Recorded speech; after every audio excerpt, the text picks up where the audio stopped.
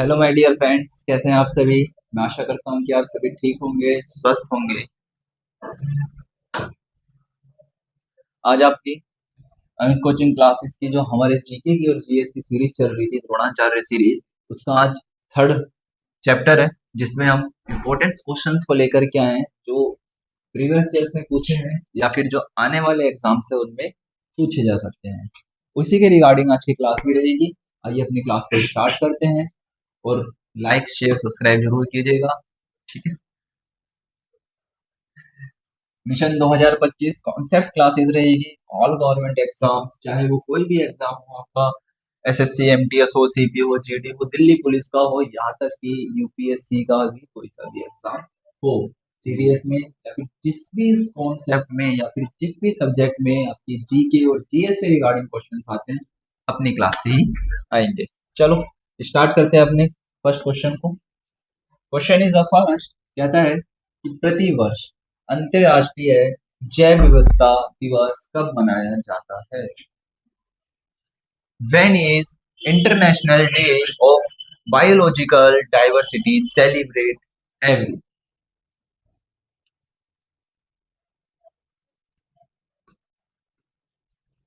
कब सेलिब्रेट किया जाता है, ध्यान देंगे। क्या 22 मई को सेलिब्रेट किया जाता है? ऑप्शन ए 22 मई, ऑप्शन बी 23 मई, ऑप्शन सी 25 मई, ऑप्शन डी या फिर 20 मई। ध्यान रखेंगे, कहता है कि जो बायोडाइवर्सिटी डे है, इसको प्रति वर्ष 22 मई को सेलिब्रेट करा जाता है। Option A is the right. Question one का option A is the right. Biodiversity से संबंधित है, आप जानते होंगे बायोडाइवर्सिटी के अंदर जो भी हमारे आसपास के जितने भी पर्यावरण से संबंधित जो भी बातें होती है, बायोडाइवर्सिटी के अंतर्गत करी जाती है। और इसको कब सेलिब्रेट किया जाता है? आपका ऑन 22 मई को सेलिब्रेट किया जाता है। नेक्स्ट क्वेश्चन की तरफ मूव ऑन करते हैं। क्वेश्चन नंबर सेकंड, प्रतिवर्ष अंतरराष्ट्रीय चाय दिवस कब सेलिब्रेट किया जाता है? किस महीने को, किस तारीख को बनाया जाता है? कहता है कि on which date of May International Tea Day celebrate every year. तो ध्यान रखेंगे, प्रत्येक 21 मई को, 22 को, 23 तारीख को या फिर आपका 24 तारीख को, प्रत्येक महीने की, प्रत्येक मई महीने की 21 तारीख को, कितनी तारीख को? 21 तारीख को आपका T international Tea Day celebrate किया जाता है। ध्यान रखेंगे 21 तारीख को। और option A is the correct option. Option A is the correct option. Next question की तरफ चलते हैं। क्वेश्चन नंबर 3, विश्व में ओलंपिक स्वर्ण जीतने वाली पहली महिला कौन थी? विश्व में ओलंपिक पदक जीतने वाली पहली महिला कौन थी? Who is the first women in the world to win an Olympic? Para Olympic में जीतने वाली थी, नाम रखेंगे। क्या नाम था? इंदिरा गांधी, शिव सिरमोवो भंडारनेकाय नाइके या फिर आपका चार्टल चा लॉर्ड कपूर या फिर इनमें से कोई भी नहीं। ध्यान रखेंगे, विश्व में जो सबसे पहले स्वर्ण पदक जीतने वाली थी, उनका नाम था चार्लोट कपूर। क्या नाम था उनका? चार्लोट कपूर, जिन्होंने जेवलिन में जीता था। ठीक है, कब जीता था? 1900 में। कब जीता था? 1900 में। चलो नेक्स्ट क्वेश्चन की तरफ चलते हैं। क्वेश्चन नंबर 4, भारत में प्रथम महिला राज्यपाल कौन थी? भारत में प्रथम महिला राज्यपाल कौन थी? भारत में प्रथम महिला राज्यपाल कौन थी?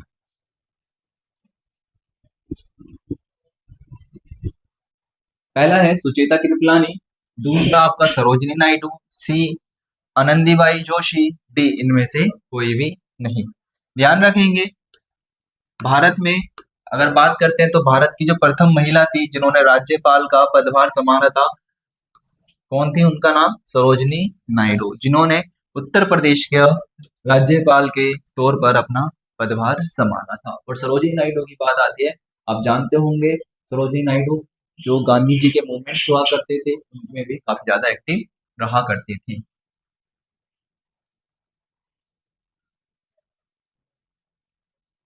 क्वेश्चन नंबर 5, राष्ट्रीय सुरक्षा दिवस कब मनाया जाता है?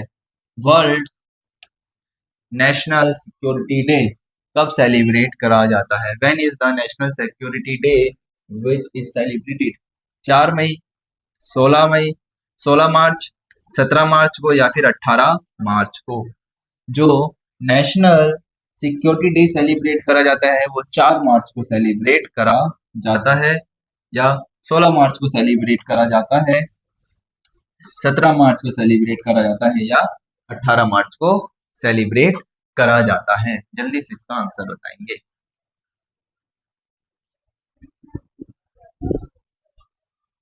जल्दी बताएंगे। ध्यान रखेंगे, अगर बात करता है नेशनल सिक्योरिटी डे की तो वो 4 मार्च को सेलिब्रेट करा जाता है।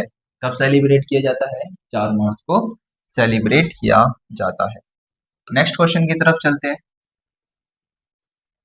क्वेश्चन नंबर 6, निम्नलिखित में से किस बंदरगाह को, सॉरी, निम्नलिखित में से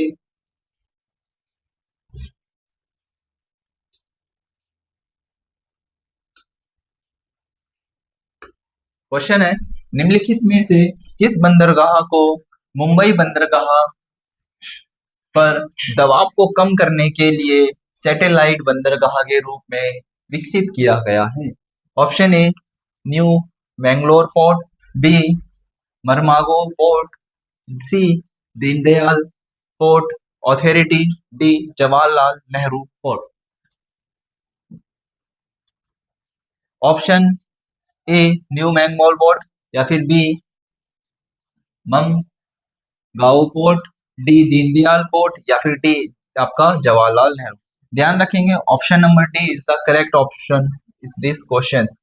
जो जवाहरलाल नेहरू पोर्ट है इसी को मुंबई बंदरगाह पर दबाव को कम करने के लिए और सैटेलाइट बंदरगाह के रूप में भी विकसित किया गया है। लाइक सब्सक्राइब जरूर कीजिएगा और चैनल को बेल आइकन दबाना ना भूलें। क्वेश्चन नंबर 7, भारतीय संविधान का कौन सा अनुच्छेद संघ लोक सेवा आयोग, मतलब आपका जो यूपीएससी है उससे संबंधित है, आयोग से संबंधित है? ऐसा कौन सा है? आर्टिकल ए, अनुच्छेद 300 से लेकर के 320, अनुच्छेद 330 से लेकर के 338, अनुच्छेद 210 से लेकर के 219, या अनुच्छेद आपका 315 से लेकर के 323 के बीच में आपको संघ लोक सेवा के विषय में बताया जाता है। ध्यान रखेंगे, अगर बात आती है आपके संघ लोक सेवा से संबंधित तो इसके विषय में आपको ऑप्शन नंबर डी, आर्टिकल 15 से लेकर के आर्टिकल 323 तक के विषय में अच्छे से एक्सप्लेनेशन की गई है, जिसमें उनके वेतन भत्ते, उनके कार्यकाल और उनके टाइम पीरियड के बारे में डिस्कशन किया गया है।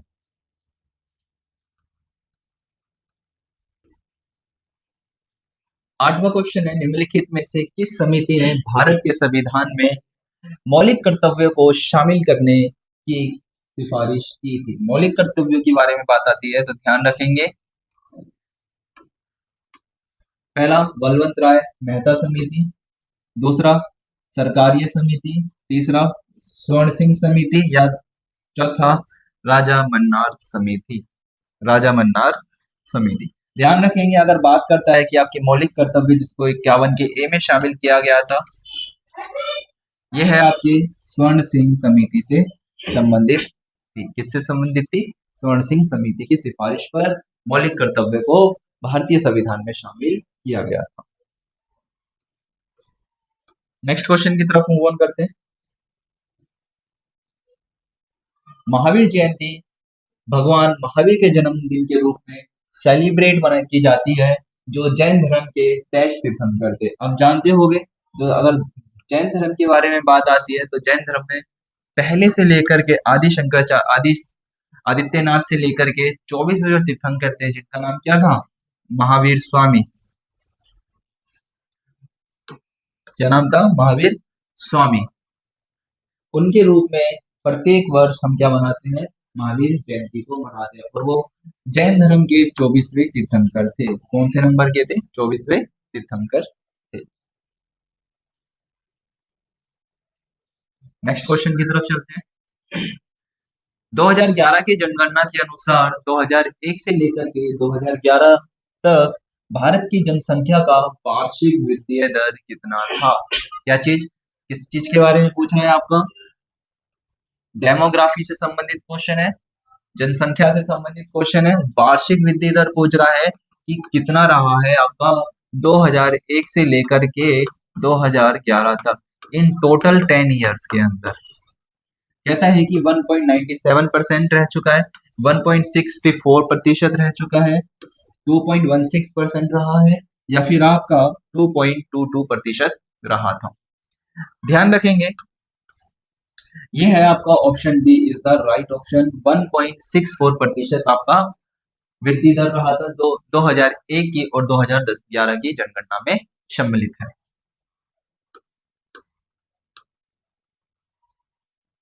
आगे बढ़ते हैं। अहमदाबाद में पहली सूत कपड़ा मिल किस वर्ष शुरू हुई थी? अहमदाबाद के बारे में बात करता है। अहमदाबाद में जो पहली सूती कपड़ा मिल थी वो किस वर्ष स्टार्ट हुई थी? Option A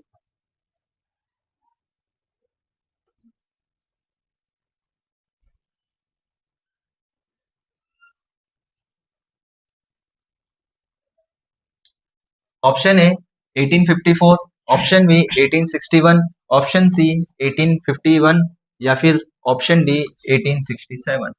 which option is the correct? कहता है कि 1854 में हुई थी, 1861 में हुई थी, 1851 में हुई थी या फिर 1867 में स्टार्ट की गई थी। Option D is the correct option. ध्यान रखेंगे, कहते हैं कि जो अहमदाबाद में सूती कपड़ा मिल स्थापना हुई थी उसकी 1867 में उसकी पहली बार स्थापना की गई थी और वहीं पर इसकी शुरुआत की गई थी गुजरात के अहमदाबाद। भारत की पहली महिला मुस्लिम शासिका कौन थी? Question number 12। भारत की पहली महिला मुस्लिम शासक कौन थी?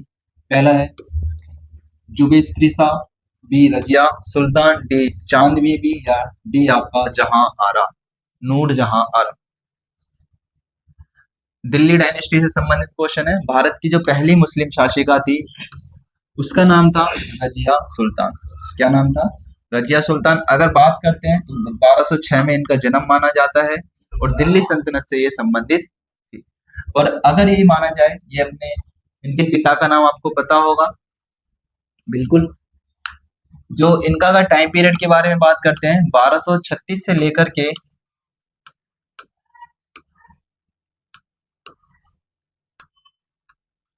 1236 से लेकर के 1240 तक ये भारत की शासिका के तौर में इन्होंने कार्य किया था।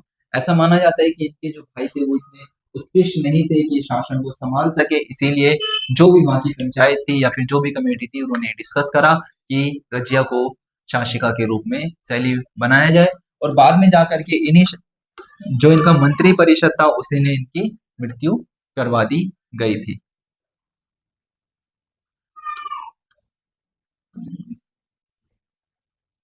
Question number 30। निम्नलिखित में से किसने मार्च 2021 में LN 2021 पैरा शूटिंग विश्व कप में P4 स्वर्ण जीता था? क्या है? निम्नलिखित में से किसने 2021 में जो एक LN 2021 पैरा शूटिंग विश्व कप को जीता था P4? ध्यान रखेंगे उनका नाम था Manish. Option A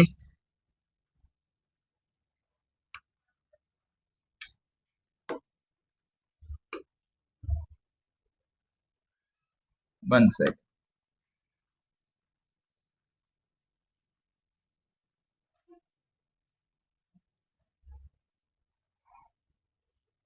option A Manish Narwal, option B Singhraj अद्धान, option D Rahul Jakhar या फिर डी आपका दीपेंद्र सिंह। ऑप्शन डी या फिर दीपेंद्र सिंह।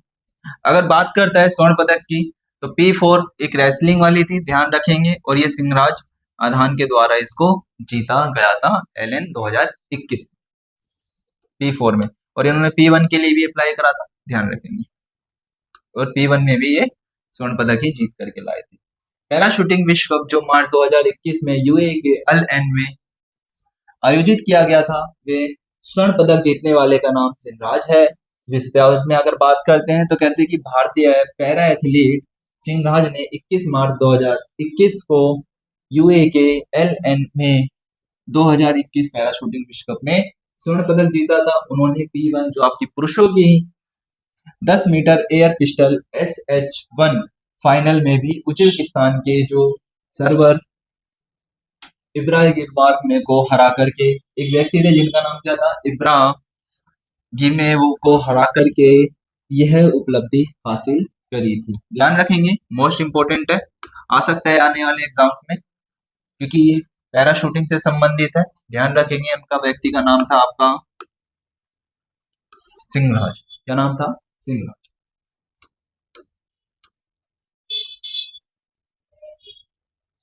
नेक्स्ट है दंती दुर्ग, जिसने अपनी राजधानी मालखेड़ में स्थापित की थी, वो एक शासक थे। कौन से शासक थे? क्या वह पाल राज से संबंधित थे, प्रतिहार से संबंधित थे, राष्ट्रकूट थे, या फिर आपके सातवाहन थे? दंती दुर्ग के अगर बारे में बात करता है तो ध्यान रखेंगे ये गुर्जर प्रतिहार से संबंधित एक शासक थे। किससे? गुर्जर प्रतिहार से।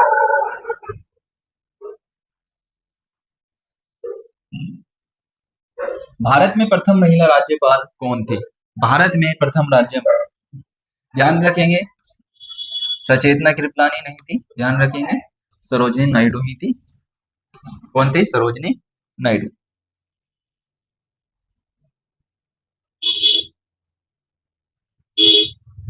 प्रतिवर्ष विश्व रक्तचाप दिवस, उच्च रक्तचाप दिवस किस तारीख को मनाया जाता है? प्रतिवर्ष विश्व रक्तचाप दिवस किस दिन मनाया जाता है?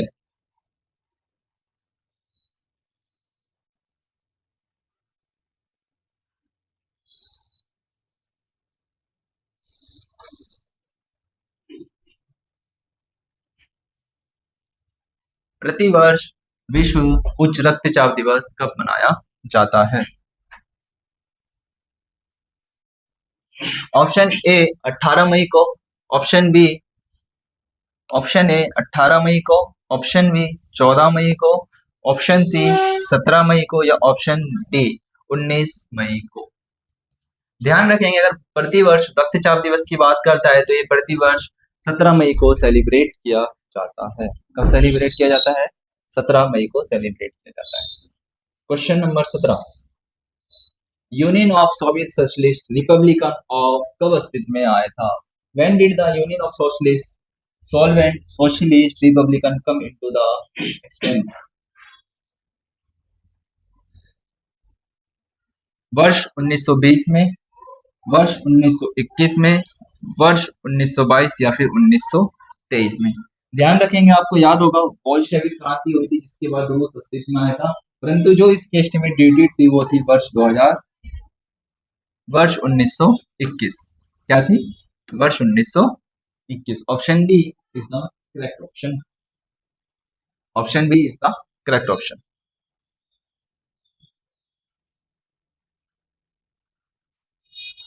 क्वेश्चन नंबर 18, वैज्ञानिक समाजवाद का सिद्धांत किसने प्रस्तुत किया था या दिया था? When gave the theory of the scientific socialism या सोशलिज्म? एलेंस ने, कार्ल मार्क्स ने, या बोथ, या इनमें से कोई भी नहीं? Option C is the right answer. इन दोनों ने ही मिलकर के, इन दोनों ने अपने अपने टाइम पीरियड में आपके वैज्ञानिक समाजवाद के सिद्धांत का प्रतिपादन किया था। क्या किया था? सिद्धांत को प्रस्तुत किया था। वैज्ञानिक समाज। चीनी क्रांति का नायक कौन था? Who was the leader of the Chinese Revolution 1911? 1911 में जो चीन में क्रांति हुई थी उसका नायक किसे माना जाता है? चिंग काई शेक को माना जाता है। ऑप्शन बी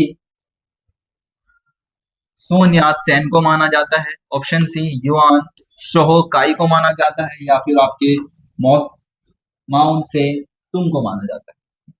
ध्यान रखेंगे, जो इसका आंसर है ऑप्शन बी सुन यात-सेन के चीनी क्रांति का नायक के रूप में जाना जाता है। इन्हीं को तो 1911 में हुई जो चीन में क्रांति थी उसके नायक के रूप में जाना जाता है।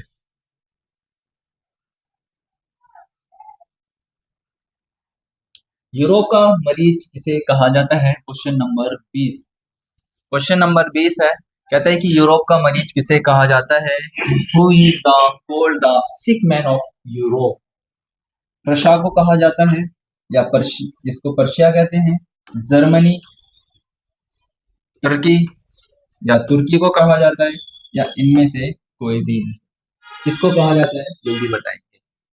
Option C is the right option. Turkey को कहा जाता है यूरोप का मरीज। किसको कहा जाता है? तुर्की को यूरोप का मरीज कहा जाता है। क्वेश्चन नंबर 21, निम्नलिखित में से किस व्यक्ति ने एक राष्ट्र एक नेता का नारा प्रतिपादित किया था या दिया था? Which of the following person gave the slogan "One Nation and One Leader"? किसने पेश किया था?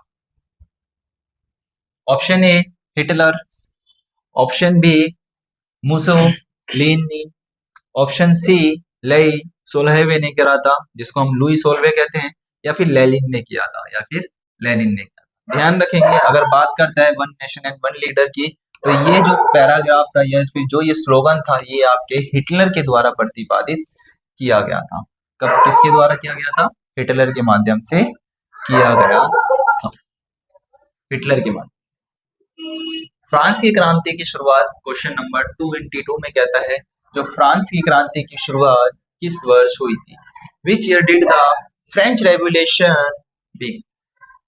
ऑप्शन ए 1776 ईस्वी में हुई थी, 1779 एडी में हुई थी, या 1789 एडी में हुई थी, या फिर 1780 के आसपास इसको घटित किया गया था। अगर फ्रांस की क्रांति के बारे में बात करता है तो ध्यान रखेंगे, जो फ्रांस की क्रांति थी ये 1789 में हुई थी। कब हुई थी? 1789 एडी में, आफ्टर दैट में हुई थी, ईस्वी में हुई थी। 23, हमारे राष्ट्रीय ध्वज में स्थित चक्र किस बात का प्रतिनिधित्व करता है? What does the wheel in our nation flag represent? क्या रिप्रेजेंट करता है? अच्छा, एसएससी सीजीएल में पूछा गया क्वेश्चन है, इंपॉर्टेंट क्वेश्चन है, और ये शिफ्ट थर्ड में पूछा गया था आपका 2017 में, एसएससी सीएचएसएल में। इसमें एसएससी सीएचएसएल में पूछा गया क्वेश्चन है। ऑप्शन ए मोशन को क्रिएट करता है, ऑप्शन डी ट्रुथ को बताता है, ऑप्शन सी डेवलपमेंट के बारे में बताता है, या ऑप्शन डी बताता है आपके फ्यूचर के बारे में। अगर हम बात करें, जो हमारा ब्लू कलर का चक्र है जिसके अंदर 28 तिलियां हैं, वो हमारे इन सभी चीज को तो बताता है डीपली, पर और भी ज्यादा चीज को देखे जाए तो वो हमारी गति के बारे में ज्यादा। इसके बारे में, गति के बारे में। Option A is the right. वो ट्रुथ को भी रिप्रेजेंट करता है, साथ में डेवलपमेंट्स को भी रिप्रेजेंट करता है, और हमारे एक ब्राइट फ्यूचर को आगे लेकर जाने के लिए भी बहुत ज्यादा मेन रोल्स क्रिएट करता है, कि हमको बताता है कि we are the national powers. तो option A is the right option, जो आपकी गति को प्रदर्शित करता है। किसको प्रदर्शित करता है? गति को प्रदर्शित करता है। ऑप्शन क्वेश्चन नंबर 24, निम्नलिखित में से किस गैर भारतीय को गौरवपूर्ण भारत रत्न प्राप्त हुआ था? Which non Indian receive the prestigious Bharat Ratna award? और ऑनर से संबंधित क्वेश्चन है, क्या पता आने वाले जो भी एग्जाम्स हैं उनमें पूछ सकता है, तो ध्यान रखेंगे। गुस्तावो पेट्रो, जो ये है, बी नेल्सन मंडेला, सी वर्जिलियो बार्गो बार्गस, या फिर डी आपका खान अब्दुल गफ्फर, या फिर जवाब खान। याद रखेंगे, जो प्रथम दिया गया था उनका नाम था नेल्सन मंडेला, जो गैर भारतीय थे। यदि आपने पढ़ा होगा इतिहास में, जब क्रांति चल रही थी ऑस्ट्रेलिया के अंदर, रंग भेद की नीति को खत्म करने वाले व्यक्ति का भी नाम क्या था? इनकी एक पुस्तक थी, ध्यान रखेंगे, उस पुस्तक का नाम क्या था बताएंगे जरूर कमेंट बॉक्स में। Long freedom. ठीक है, आगे चलते हैं। लॉन्ग वॉक टू फ्रीडम के इनकी पुस्तक का नाम था। ऑप्शन क्वेश्चन नंबर 25, दुनिया भर के जमीनी स्तर के पर्यावरणकर्ताओं के उपलब्धियों और नेतृत्व के लिए मिलने वाले पुरस्कार प्रतिष्ठित गोल्डन पर्यावरण पुरस्कार की स्थापना कब की गई थी? इन विच years was the present Years of Golden Environment Prize established to honor greatest of environmental, जितने भी आपके वर्ल्ड वाइड में बात करता है। इन्वायरमेंट से संबंधित क्वेश्चन है और अवार्ड का है, तो ध्यान रखेंगे कब दिया गया था, 1978 में, या फिर 2012 में, या फिर 1955 में, या 1989 में।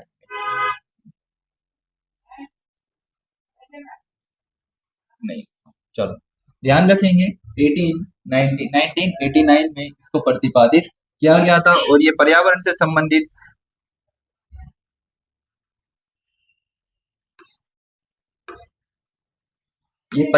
संबंधित महत्वपूर्ण कार्यों के लिए प्रतिपादित किया जाने वाला एक अवार्ड है जो इन्वायरमेंटल से रिलेटेड दिया जाता है। चलिए नेक्स्ट क्वेश्चन की तरफ चलते हैं आगे। 26 है, निम्नलिखित में से किस बंदरगाह को डायमंड हार्बर के नाम से भी जाना जाता है? डायमंड हार्बर के नाम से भी जाना जाता है। ध्यान रखेंगे, पहला ऑप्शन फर्स्ट हल्दिया बंदरगाह, ऑप्शन बी कांडला बंदरगाह, ऑप्शन सी मझगांव बंदरगाह, या ऑप्शन डी आपका मुरगांव बंदरगाह। विच option is the correct? Question 26। ध्यान रखेंगे हल्दिया बंदरगाह एक ऐसा बंदरगाह है जो हुगली नदी के स्थित है। इसको कोलकाता बंदरगाह के भी नाम से जाना जाता है। किस नाम से? कोलकाता बंदरगाह के भी नाम से इसको जाना जाता है।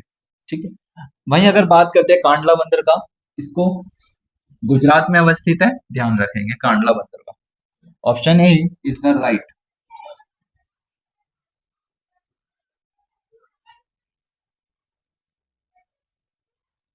क्वेश्चन नंबर 27, मनरेगा के अंतर्गत न्यूनतम डैश दिनों का रोजगार प्रदान किया जाता है? विच option is the correct? 130 days, 150 days, 100 days, या 120 days. Which option is the correct?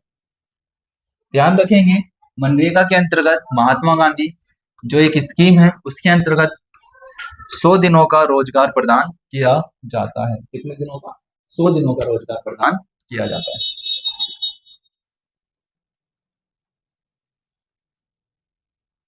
संबंधित कुछ महत्वपूर्ण बातें हैं, ध्यान रखेंगे। महात्मा गांधी योजना या मनरेगा योजना, जिसे महात्मा गांधी राष्ट्रीय ग्रामीण रोजगार गारंटी अधिनियम, या फिर MGNREGA के नाम से भी जाना जाता है, 7 सितंबर 2005 को शुरू की गई थी। कब स्टार्ट की गई थी? 7 सितंबर 2005 को शुरू की गई थी और इसे 2 फरवरी 2006 को 200 जिलों में प्रायोगिक तौर पर शुरू किया गया था। प्रायोगिक तौर पर स्टार्ट किया गया था और बाद में 1 अप्रैल 2008 को इसे पूरे भारत में लागू कर दिया गया था।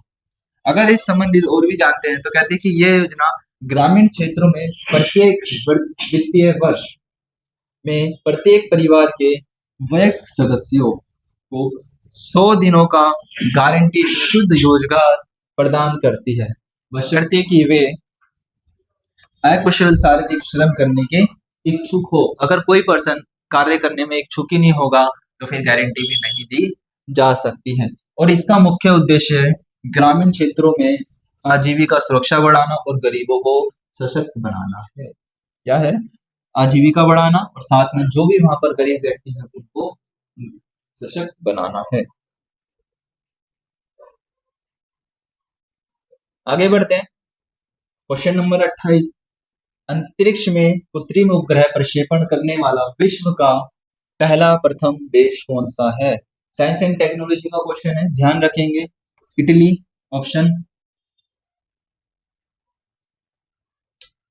ए Italy, option B Iran, option C रूस, या option D China. Option D या China. Which option is the correct? Option A C is the right option. Option C is the right option, जिसका नाम क्या है आपका रूस है। नेक्स्ट क्वेश्चन की तरफ चलते हैं।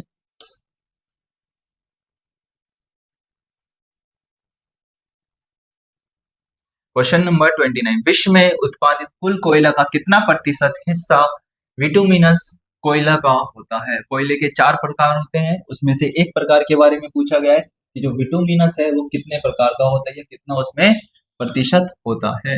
93%, 97%, 80% या फिर आपका 75%।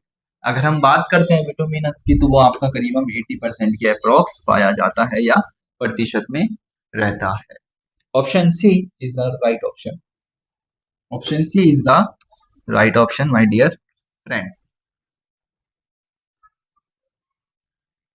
नेक्स्ट क्वेश्चन चलते हैं। 30 है, अंतरराष्ट्रीय महिला दिवस किस दिन सेलिब्रेट किया जाता है? ऑप्शन ए 8 मार्च,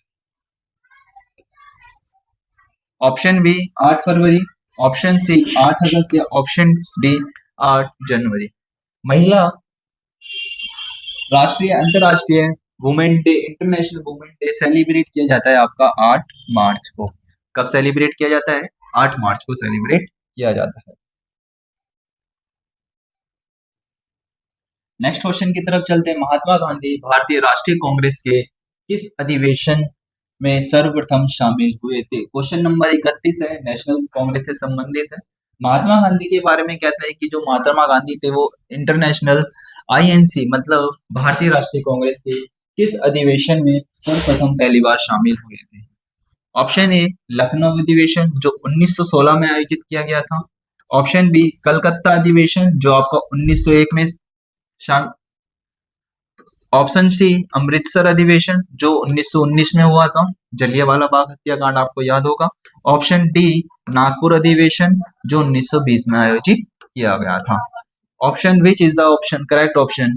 ध्यान रखेंगे, कहता है कि जो कलकत्ता अधिवेशन था 1901 में आयोजित किया गया था, उसमें सर्वप्रथम पहली बार गांधी जी शामिल हुए थे। Option B is the right option. Option B is the correct option. चलिए नेक्स्ट की तरफ मूव ऑन करते हैं। तो कहता है कि हाल ही में WEF दावोस शिखर सम्मेलन में किस राज्य ने 40,000 करोड़ रुपए का निवेश हासिल किया था? 40,000 करोड़ रुपए का निवेश हासिल किया था। क्वेश्चन नंबर 32, किसमें करा था? WEF दावोस शिखर सम्मेलन में 40,000 करोड़ रुपए का निवेश हासिल किया था। इंपॉर्टेंट सिग्निफिकेंट है, एग्जाम 2024 में भी पूछा गया था। कहता है कि केरल, तेलंगाना, गुजरात या फिर आपका आंध्र प्रदेश। ध्यान रखेंगे, अगर बात करते हैं तो कई सारी योजनाओं को साथ में लेकर के चलने वाला तेलंगाना को 40,000 करोड़ रुपए दावोस शिखर सम्मेलन में राज्य था जिसने ये हासिल निवेश हासिल किया है। Option B is the right, Telangana.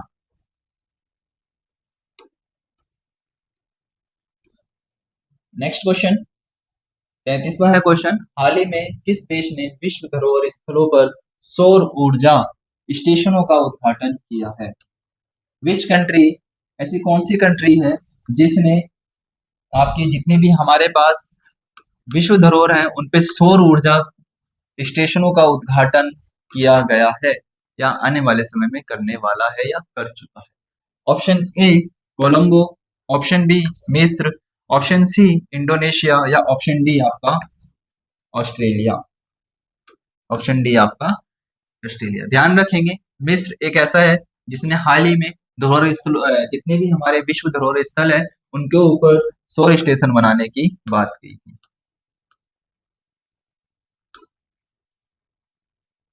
दुनिया का सबसे ऊंचा राम मंदिर किस देश में बनेगा?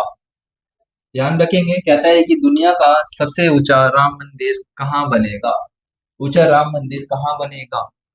Option A Japan, option B Australia, option C UAE, option D या फिर आपका साउथ अफ्रीका। अगर बात करते हैं राम मंदिर से संबंधित तो कहते हैं कि इसकी हाइट करीब करीब 5 मंजिला इमारत होगी जो 512 फीट के संबंधित होगी, ठीक है, जो 712 एकड़ में बनाया जाएगा। ये ऑस्ट्रेलिया से संबंधित है, ऑस्ट्रेलिया में राम मंदिर बनाया जाएगा। Question number 35,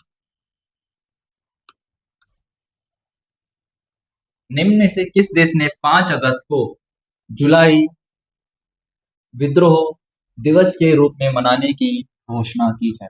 which of the following country has announced to celebrate a 5 August as a July opposing day? International affair से संबंधित है, ध्यान रखेंगे। हाल ही में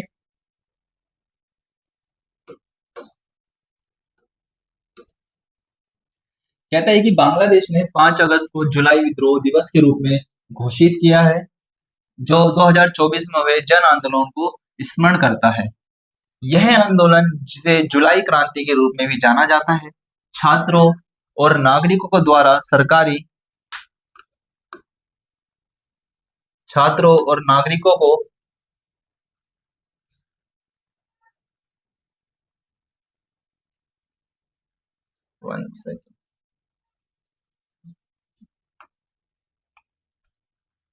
जो छात्रों और नागरिकों द्वारा सरकारी नीतियों के खिलाफ विरोध प्रदर्शन से शुरू हुआ था। यह दिन बांग्लादेश के इतिहास में एक महत्वपूर्ण सामाजिक और राजनीतिक बदलाव का प्रतीक माना जाता है। ध्यान रखेंगे, ऑप्शन बांग्लादेश इसका देश है और 5 अगस्त को जुलाई क्रांति विद्रोह के दिवस में मनाने के घोषणा की है। तो option A is the correct, option A is the right option.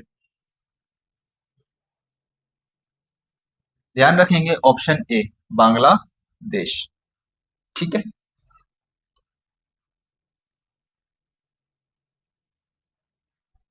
Option A Bangladesh. आगे करते हैं। Thank you all of you.